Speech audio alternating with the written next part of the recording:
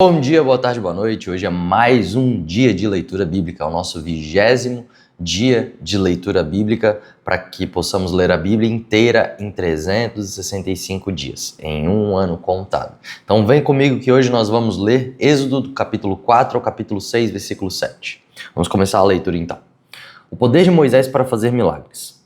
Aí Moisés respondeu a Deus, o Senhor: mas os israelitas não vão acreditar em mim nem dar atenção ao que eu falar e vão dizer que o Senhor não me apareceu. Então o Senhor perguntou: o que é isso que você tem na mão? Um bastão, respondeu Moisés. Deus disse: joga-o no chão. Ele jogou no chão e o bastão virou uma cobra e Moisés fugiu dela. Aí o Senhor ordenou a Moisés: estende a mão e pega a cobra pelo rabo. Moisés estendeu a mão e pegou a cobra pelo rabo e de novo ela virou um bastão na mão dele. Então o Senhor disse: faça isso para provar aos israelitas que o Senhor, o Deus dos seus antepassados, o Deus de Abraão, o Deus de Isaque e o Deus de Jacó, apareceu a você. E o Senhor continuou: agora põe a mão no peito. Moisés obedeceu e quando tirou a mão do peito ela estava leprosa, branca como a neve. Ponha outra vez a mão no peito, ordenou Deus o Senhor. Ele pôs a mão no peito novamente e quando a tirou, ela estava tão boa como o resto do corpo. Então o Senhor lhe disse: se com o primeiro milagre os israelitas não acreditarem em você e não convencerem, então com o segundo vão acreditar. Mas se com esses dois milagres ainda não crerem e não quiserem ouvir o que você disser, tire água do rio Nilo e derrame no chão que ela virará sangue. Moisés respondeu ao Senhor: ó Senhor, eu nunca tive facilidade para falar, nem antes nem agora. Depois que começaste a falar comigo, quando começo a falar eu sempre me atrapalho. Porém o Senhor lhe disse: quem dá a boca ao ser humano? Quem faz com que ele seja surdo ou mudo? Quem lhe dá a vista ou faz com que ele fique cego? Sou eu, Deus o Senhor. Agora vá, pois eu o ajudarei a falar e lhe direi o que deve dizer. Aí Moisés pediu: não, Senhor, por favor, mande outra pessoa. Então o Senhor ficou irritado com Moisés e disse: por acaso Arão o levita não é seu irmão? Eu sei que ele tem facilidade para falar, além disso ele está vindo para se encontrar com você e vai ficar contente ao vê-lo. Você falará com Arão, ele dirá o que deve dizer. Eu os ajudarei, farei eu a falar e direi o que vocês devem fazer. Arão falará ao povo em seu lugar. Ele será o seu representante e falará ao povo por você. Você será como Deus para ele, explicando o que ele deve dizer. Leve este bastão porque é com ele que você vai fazer os milagres. Versículo 18. Moisés volta para o Egito. Então Moisés voltou para a casa de Jetro, o seu sogro, e disse: deixe que eu volte para visitar os meus parentes no Egito. Quero ver se eles ainda vivem. Vai em paz, respondeu Jetro. Quando Moisés ainda estava na região de Midian, o Senhor Deus lhe tinha dito: volte para o Egito, pois todos os que queriam matá-lo já morreram. Então Moisés fez com que a sua mulher e os seus filhos montassem um jumento, e com eles voltou para o Egito. Moisés tinha na mão o bastão que Deus havia mandado que ele levasse. E mais uma vez o Senhor disse a Moisés: eu lhe dei poder para fazer muitos milagres. Quando você voltar para o Egito, esteja pronto para fazê-los diante do rei daquela terra. Mas eu vou fazer com que ele fique teimoso e não deixe o povo de Israel sair de lá. Então você lhe dirá que eu, o Senhor, digo o seguinte: Israel é meu primeiro filho. Já lhe disse que deixe o meu filho sair a fim de me adorar. Mas você não me deixou, e por isso eu vou matar o seu filho mais velho. Durante a viagem para o Egito, num lugar onde Moisés e sua família estavam passando a noite, o Senhor se encontrou com Moisés e procurou matá-lo. Aí Zípora, sua mulher, pegou uma pedra afiada, cortou o prepúcio do seu filho e com ele tocou o pé de Moisés e disse: você é um marido de sangue para mim. Ela disse isso por causa da circuncisão, e assim o Senhor deixou Moisés viver. Nesse meio tempo, o Senhor disse a Arão: vá se encontrar com Moisés no deserto. Ele foi e se encontrou com Moisés no monte sagrado e o beijou. Moisés contou a Arão tudo o que o Senhor tinha dito quando havia mandado que ele voltasse para o Egito e falou também de milagres que Deus tinha ordenado que ele fizesse. Aí Moisés e Arão foram para o Egito e reuniram todos os líderes do povo de Israel. Arão contou-lhes tudo o que o Senhor Deus tinha dito a Moisés e em seguida Moisés fez os milagres diante do povo. Todos acreditaram e quando souberam que o Senhor tinha vindo até eles, tinha visto como eles estavam sendo maltratados, eles se curvaram e adoraram ao Senhor. Capítulo 5. Moisés e Arão foram falar com o rei do Egito. Depois Moisés e Arão foram falar com o rei do Egito e disseram: ó Senhor, o Deus do povo de Israel disse: deixe que o meu povo vá ao deserto a fim de fazer ali uma festa em minha honra. Quem é o Senhor? Perguntou o rei. Por que devo ouvi-lo? Deixar que o povo de Israel vá ao deserto? Eu não conheço o Senhor e não vou deixar que os israelitas saiam daqui. Então Moisés e Arão responderam: O Senhor, o Deus dos Hebreus, veio falar conosco. Por isso, deixe-nos viajar 3 dias pelo deserto a fim de oferecermos sacrifícios ao Senhor nosso Deus. Se não formos, ele nos matará com doenças e na guerra. Aí o rei do Egito disse a Moisés e Arão: Por que vocês estão atrapalhando o trabalho do povo? Faz com que aqueles escravos voltem ao trabalho.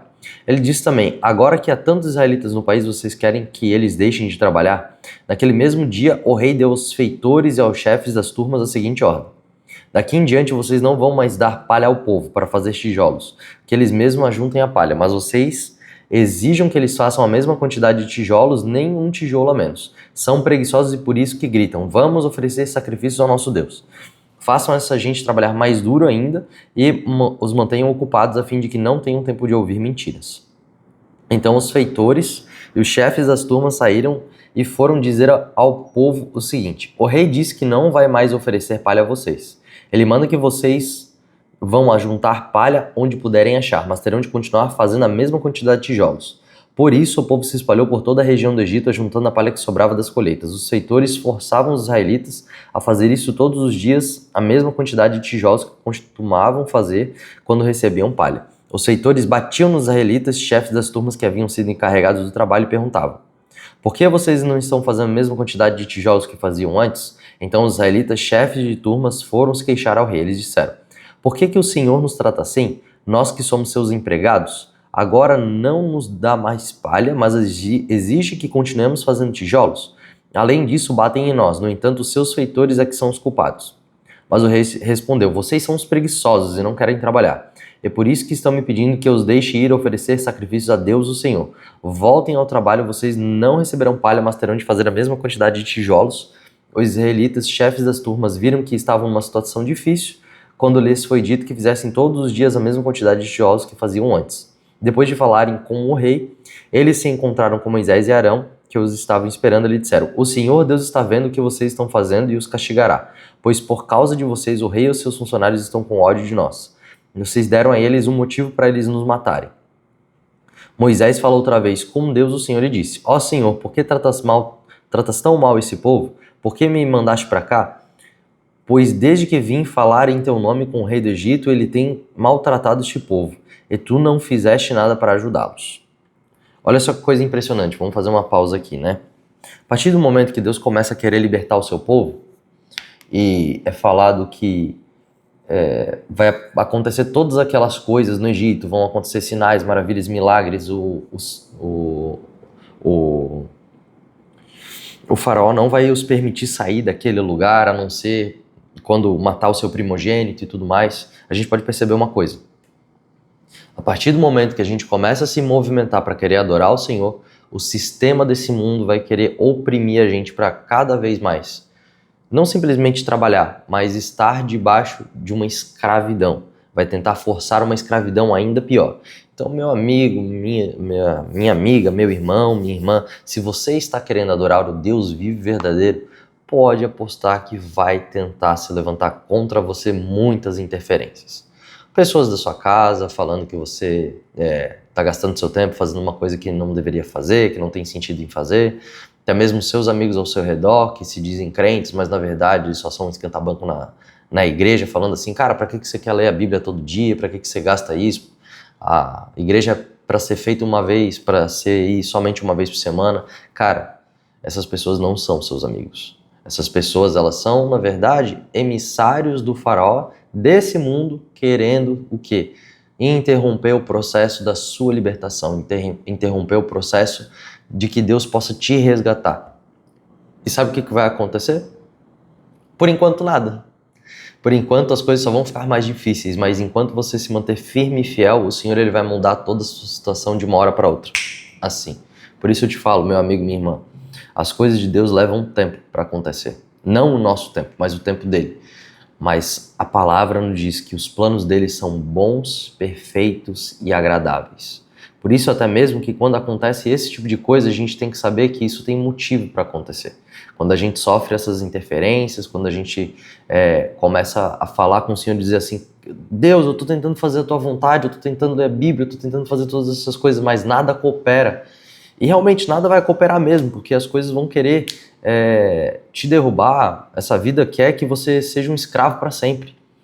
Mas a questão é que o seu Redentor vive, e em um momento, em um específico momento, todas essas coisas, de uma hora para outra, podem ser resolvidas por eles. O intuito dele é te libertar, mas existe um processo para isso, meu irmão. Então que a gente possa continuar fazendo a leitura aqui, depois dessa pequena pausa, né?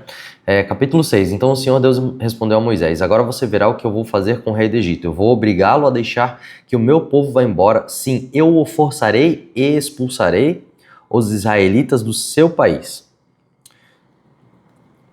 Deus disse a Moisés, eu sou o Senhor e apareci a Abraão, a Isaque e Jacó como o Deus Todo-Poderoso. Porém não deixei que me conhecesse pelo meu nome de Senhor. Fiz uma aliança com eles e prometi dar-lhes a terra de Canaã, onde tinham vivido como estrangeiros. Agora eu ouvi os gemidos dos israelitas que estão sendo escravizados pelos egípcios. Lembrei da aliança que fiz com eles, portanto, diga aos israelitas o seguinte, eu sou o Senhor, vou livrá-los da escravidão do Egito, estenderei o braço poderoso para fazer cair sobre os egípcios um castigo horrível e salvarei vocês. Farei com que vocês sejam o meu povo e eu serei o seu Deus. Vocês ficarão sabendo que eu sou o Senhor, seu Deus, o Deus que vai livrar da escravidão do Egito. Eu os levarei para a terra que jurei que daria a Abraão, Isaque e Jacó, e darei essa terra para ser propriedade de vocês. Eu sou o Senhor. Moisés repetiu essas palavras aos israelitas, mas eles não quiseram ouvi-lo, pois estavam desanimados por causa da dureza da sua escravidão. Então o Senhor disse a Moisés, vai dizer ao faraó, rei do Egito, que deixe que os israelitas saiam do país. Porém Moisés respondeu ao Senhor, se até os israelitas não querem me dar atenção, o rei também não vai querer. Eu não tenho facilidade para falar. No entanto, o Senhor ordenou que Moisés e Arão dissessem aos israelitas e a faraó, o rei do Egito, que eles dois tinham ordem para tirar do país o povo de Israel. Esta é a lista dos grupos das famílias dos antepassados de Moisés e Arão. Ruben, o primeiro filho de Jacó, foi pai de 4 filhos, Enoque, Palu, Erzom e Carmim. São esses os grupos de família de Ruben. Simeão foi pai de 6 filhos, Gemuel, Jamim, Oade, Jaquim, Zoar e Saul, filho de uma mulher cananeia. São esses os grupos de família de Simeão. Levi foi pai de 3 filhos, Gerson, Coate e Merari. Levi viveu 137 anos. Gerson foi pai de 2 filhos, Libni e Simei, e eles tiveram muitos descendentes. São estes os filhos de Coate: Anrão, Izar, Hebron e Uziel. Coate viveu 133 anos. Merari foi pai de 2 filhos, Mali e Muzi. São esses os grupos de famílias de Levi, com seus descendentes. Anrão casou com Joquebede, sua tia por parte de pai. Ele deu 2 filhos, Arão e Moisés. Anrão viveu 137 anos. Izar foi pai de 3 filhos, Corá, Nefeg e Zicre. Uziel também foi pai de 3 filhos, Misael, Eusafã e Citri. Anrão casou com Elisabe, filha de Aminadab, irmã de Nazon. Ele deu 4 filhos, Nabade, Abiú, Eleazar e Tamar. Corá foi pai de 3 filhos, Assir, Eucana, Abizaf. São esses os grupos das famílias de Corá. Eleazar, filho de Anrão, casou com uma das filhas de Putiel e ela lhe deu um filho chamado Finéias. São esses os nomes das famílias dos grupos das famílias da tribo de Levi. Arão e Moisés foram os que receberam do Senhor Deus esta ordem. Tirem do Egito as tribos de Israel. Foram elas que falaram com Faraó, rei do Egito, a fim de tirar de lá os israelitas.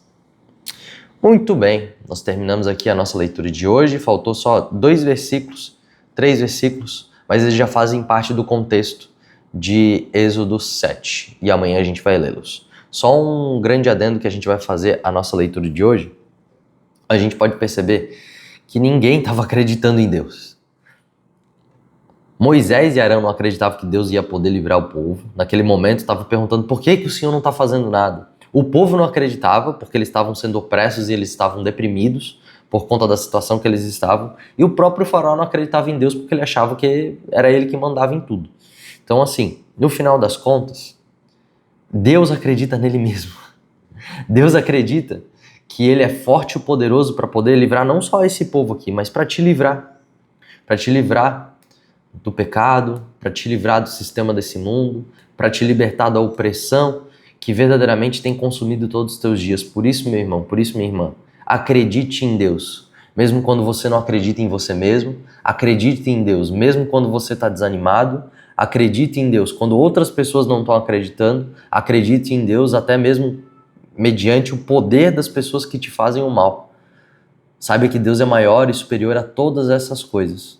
Ele é mais poderoso, Ele é a pessoa que a gente pode depositar nossa fé e Ele verdadeiramente tem planos de paz e de prosperidade para nós, para nos dar um futuro e uma esperança. Muito obrigado por ter ficado até aqui, que Deus te abençoe e até amanhã. Tchau, tchau.